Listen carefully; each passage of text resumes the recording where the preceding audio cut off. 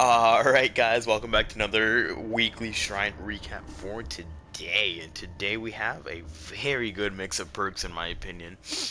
Now let's get straight into them. First up we have Iron Will. It's a teachable from Jake Park, and it's probably one of my favorite survivor perks to run. I run this almost 100% of the time. There's very few times where I'll ever take it off.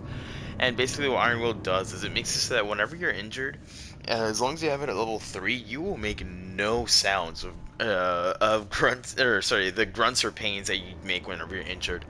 And I'm sure you've realized whenever survivors are injured, they're actually pretty loud, and they consistently make some noises that you can hear as a killer, and you can use that to track them a little bit better while you're in loops.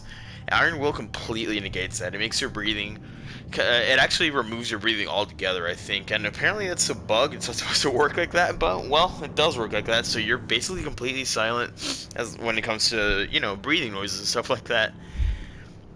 Overall, I think this perk is absolutely worth buying, but again, it does come from Jake Park, so you can absolutely just get this since he's one of the free survivors you get. Just leveling him up to what is it? I think Iron Will is his level 35 perk, if I'm not mistaken. So I think really either option works, buying it in here or just going to level up Jake. Next up, we have Sprint Burst. This is a teachable from Meg Thomas, and this is one of the best exhaustion perks in the game. Depending on who you ask, people will say it's the second best, people will say it's the best. It really does depend on who you ask, however. Now, what does Sprint Burst do? Sprint Burst makes it so that whenever you start sprinting, you will sprint for 3 seconds at 150% of your total sprint speed. So, essentially, you're going to be moving 50% faster, and you're going to be moving about 35% faster than most killers, so you can really just get away from a killer wherever they are and immediately make a ton of distance. This is, as I've been saying, one of the best perks in the game by far, and I absolutely think this is worth buying. Honestly, this perk, excuse me, his perks makes it so that you're never really in a dead zone. I'm sure you've heard me talk about dead zones before, and those are just areas where there isn't really too many pallets or too many windows that you can use as a survivor. Well, sprinters will make it so that wherever you are, odds are you'll be able to sprint far enough to get to a pallet or a window before the killer gets to you. Now, as I was saying, I do think this perk is worth buying, but just like Jake, Meg is one of the free survivors you get right off the bat. So by all means, you can also just level her up. I do believe this one is 35 as well for her. So you can pretty quickly get Sprint Burst and spread it out to other survivors if you want. Let's get into our killer perks. We'll start off with the weaker one for today, Territorial Imperative. This is a perk where whenever someone goes into the basement and you're 32 meters away from the hook, or sorry, from the basement stairs, it'll actually give you a little sound notification and it'll reveal their aura for 3 seconds, letting you know that somebody's going into the basement. And this does have a cooldown. So really, this isn't the greatest perk in the game, but if you do, if you do want to go for a bit of a meme build when it comes to the basement, if you want to make sure your basement chest never gets looted, or if you just want to have information about about where somebody is when they're walking into the basement, I guess this could be helpful.